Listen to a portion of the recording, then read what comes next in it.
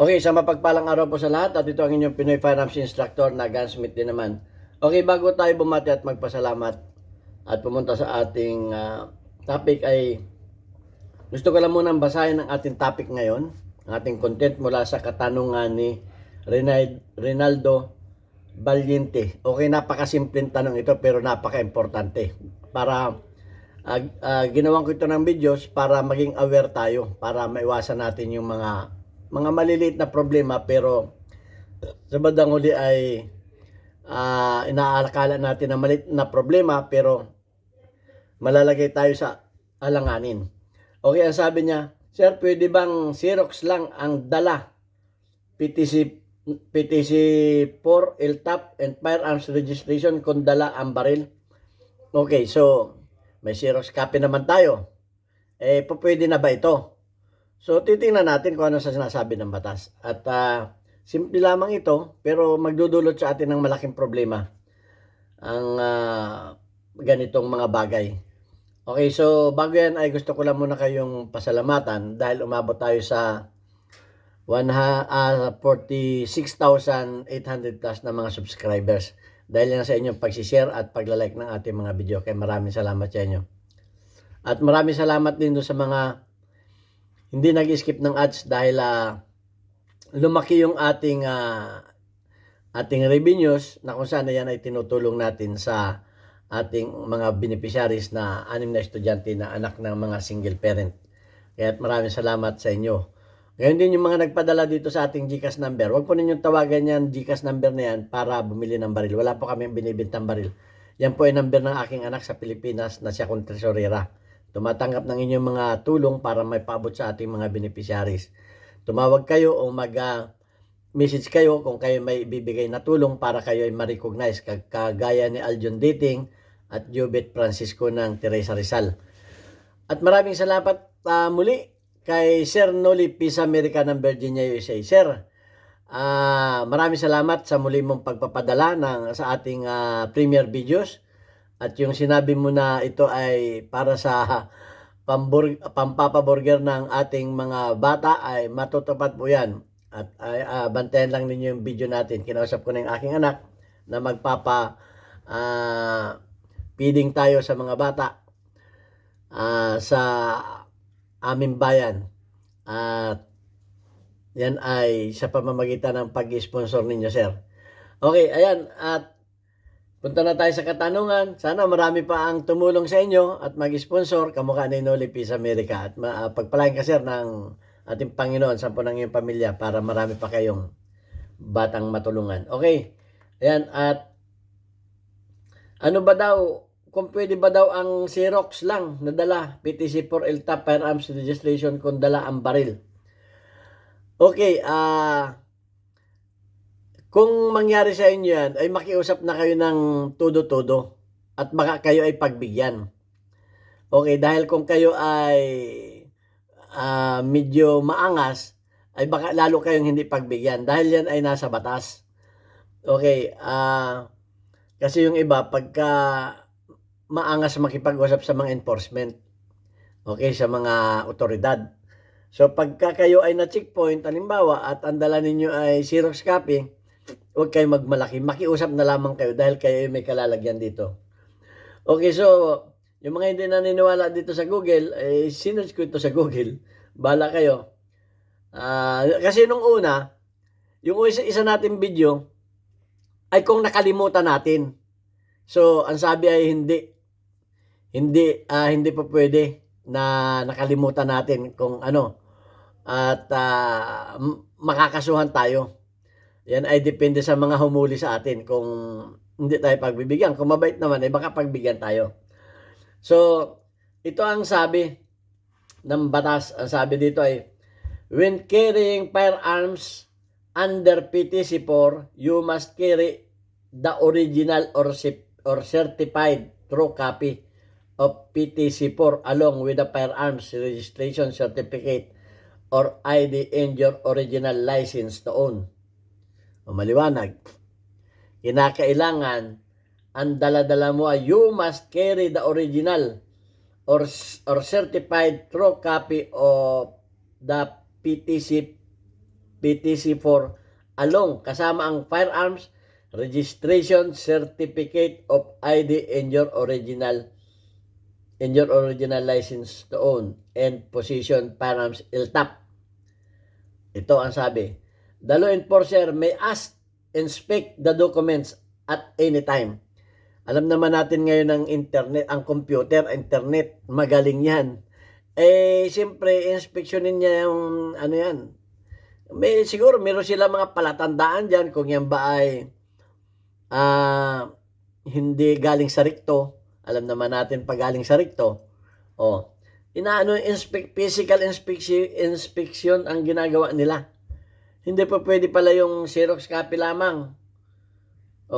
Ang dapat ay original certified true copy o di kay ID and original license to own possess firearms LTAP.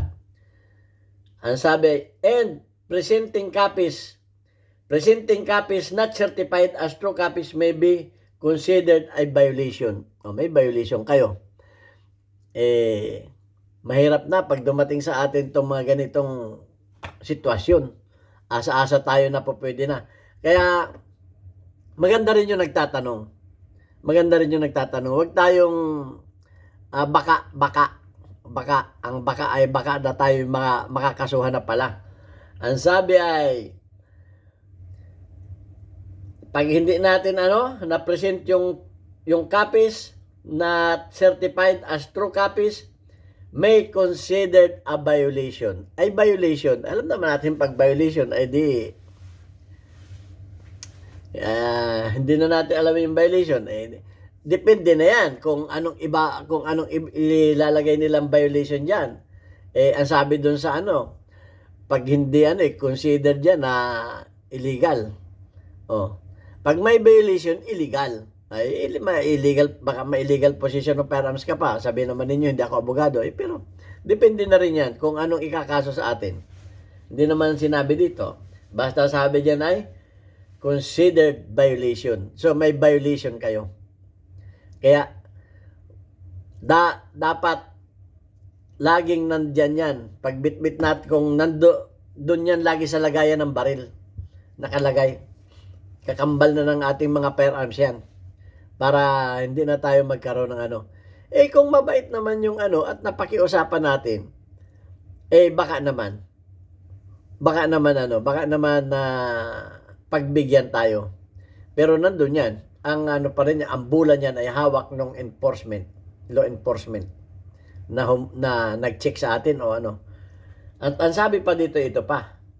Kulang pa yung binasa ko, hindi pa yun. Sabi pa doon sa binasa ko ay, ito in the Philippines, ito, photocopies of firearms license, ito yung photocopies of firearms license, LTAP and PTC4 are generally not accepted.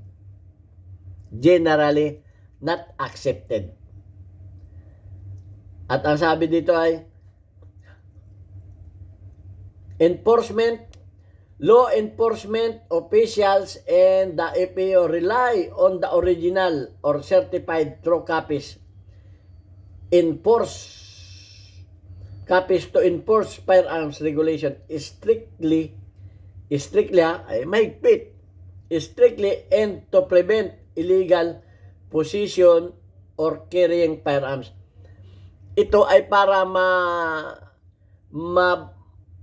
ma-prevent o mahadlangan yung pagdadala ng mga illegal possession of firearms. Kasi kung papayagan nila yan, ay baka yung iba, hindi ko naman nila lahat, ay baka magpagawa na lamang ng mga illegal na dokumento.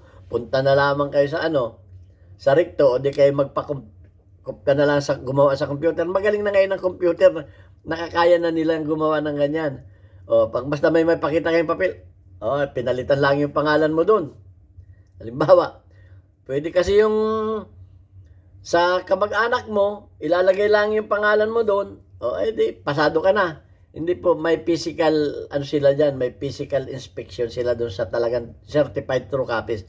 Alam nila yan, na mga enforcement yan, na mga law enforcement. Kaya ang sabi dito, original issued document. What to do? What to carry? Ayun na nga sinabi ko, must carry original.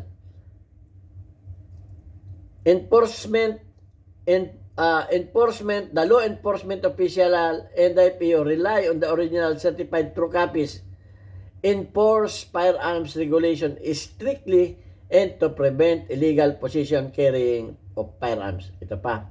Compliance, the law particular. Ito, baka yung sinasabi naman niyo, hindi ka naman abogado. Gumagawa ka lang ng batas mo. Ito na ang batas, ha.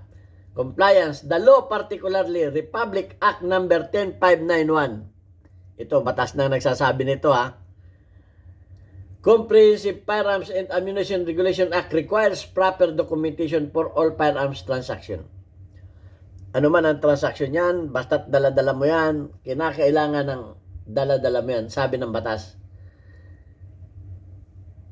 Verification, the PNP-PO needs certified true copies to verify the authenticity and validity of the document, ensuring they have not been tampered with. Para hindi matampered. Yan ang sinasabi ko kanina. So, iniiwasan nila yung mga ganyan. Napakadali namang maggawa ng mga dokumentong mga putok-putok copies, eh. Mga putok-putok copies na yan. So, dapat talaga ay isa yan sa ating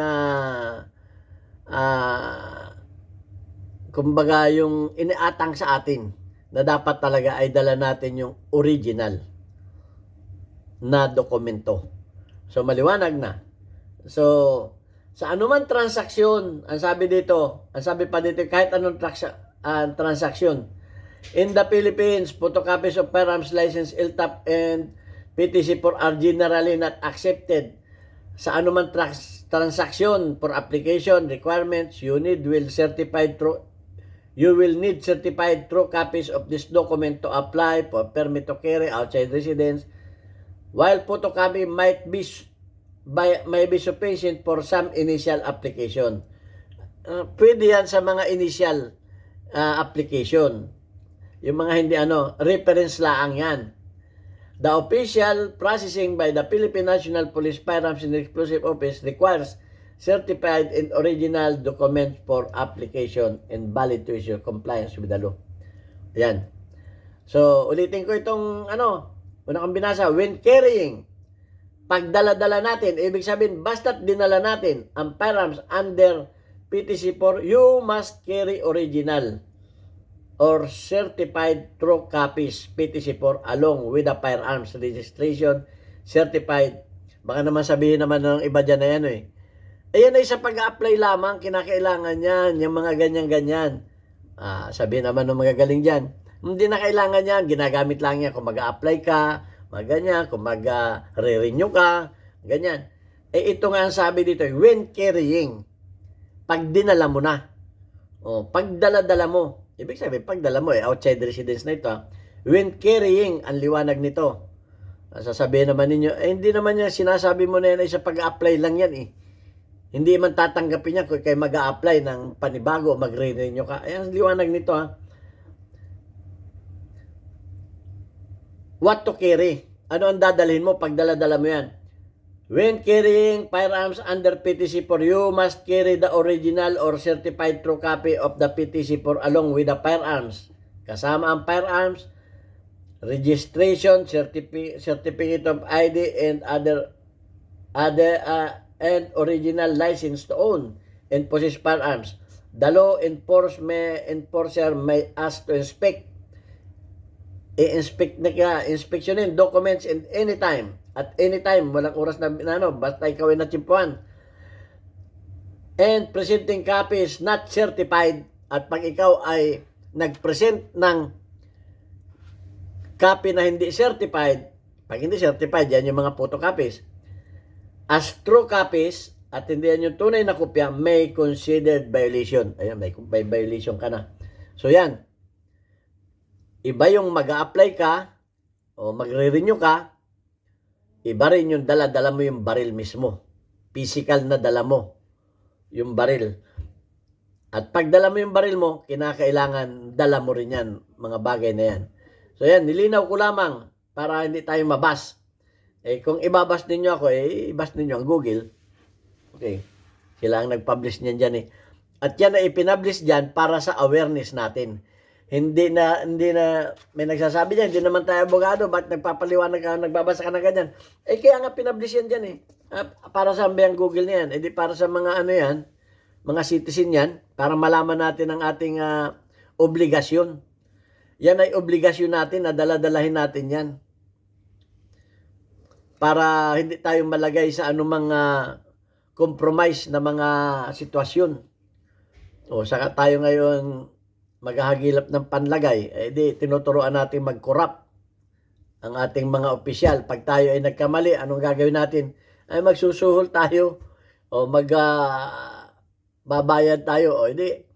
Kaya maraming nagiging corrupt. Tayo rin ang nagtuturo sa kanila pag tayo ay nagkameron ng problema. Tuturuan natin sila na masuhulan. Di tayo ang Kaya marami sa atin ang corrupt. Umabot na sa flood control ang korupsyon ng ating bayan. Nag-umpisa yan sa mga lagay-lagay sa kalsada. Ngayon, lagay-lagay na sa mga project na ng gobyerno. Ayan, lumaki na lumaki ang korupsyon. Huwag natin silang turuan na maging corrupt. Huwag tayong magsuhol. Para hindi tayo makapagsuhol, huwag tayong gumawa ng labag sa batas. Sumunod tayo. Kasi may nang babas pa dyan Sabi naman ng mga baser dyan, maniwala kayo, hindi naman yan abogado. Bakit ka? Sabi, content creator ka. Tayo ay makakatulong sa pamamagitan ng maliit na bagay. Itong maliit na bagay na binasa ko na ito ay makakapagsalba sa inyo sa malaking problema. Dahil baka kayo ay ginagawa ninyo yan, so alam na ninyo. Kaya ito ay itinapi ko. Baka kasi yung iba naniniwala dyan na, pwede na, wag mo nandalin yung original copy mo. Pwede na yung Xerox copy na yan.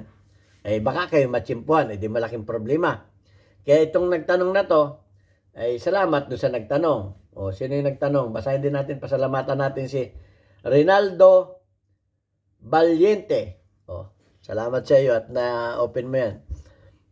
Pwede ko naman sagutin sa kanya nang hindi pa pwede. Pero itinapi ko na para mapakinabangan ng lahat. Hindi lamang si Rinaldo ang makikinabang ng topic na yan. Lahat tayo. At bahala na kayo kung ibabas ninyo ako. Kung ibas ninyo ako, bakit? Pag nahuli ba kayo, ako ba ang magsasaper? Hindi naman ako magsasaper, mga baser. Ang dami dyan ang baba sa akin Wala daw kwenta yung ating YouTube channel. Hindi ko walang kwenta sa inyo. Bakit? Kakaya naman doon sa ating 46,000 mahigit na subscriber na nagtsatsagang manood sa atin. Okay, so yan lang masasabi ko sa inyo. At ako ay bilang isang firearms instructor ninyo, lahat ng tanong ninyo ay pipilitin ko masagot sa abot ng aking makakaya. At ako'y nagpapasalamat na tinuturoan pa ninyo ako mag-research. Nire-research ko rin yan Hindi man yan galing sa akin. Siyempre, ayaw ko rin magkakamali. Kahit alam ko ang sagot. Alam ko ang sagot dyan Pero pag hindi ako nagbasa ng ganyan ibabas nila tayo, gawa-gawa mo lang yan. Kaya binabasa ko na. Although alam ko na yan, na talagang hindi pa pwede yan. So, yan, binasa ko na yan. At yung iba dyan, hindi naniniwala sa Google. Hindi kayo naniniwala sa Google. Bakit ako ba ano bang mawawala sa akin kung hindi kayo maniwala sa Google? Ano mawawala sa akin kung hindi kayo maniniwala sa mga binabasa ko? Ano mawawala sa akin kung hindi nyo ako pinaniniwalaan? At least, merong ng mga naniniwala sa akin. Okay. Ilang masasabi ko at shout out lang natin yung ating mga bagong community spotlight. Okay, weekly highlights of your most engaged audience members including your top commenters. Shout out kay Alfredo Isidro or Dosipay ng Las Piñas.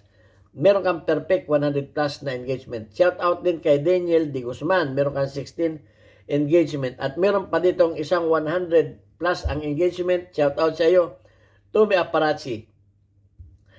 At shout out kay JNF, 30 ng iyong engagement.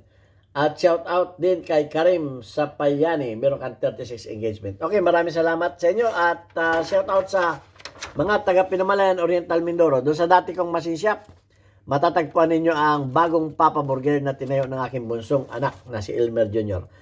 Okay, sa halagang 40 pesos, makakatikim na kayo ng napakasarap na buy one take one na Papa Burger. At marami pa kayong mga pagkain na ma-order dyan. Okay, maraming salamat sa inyo. God bless us.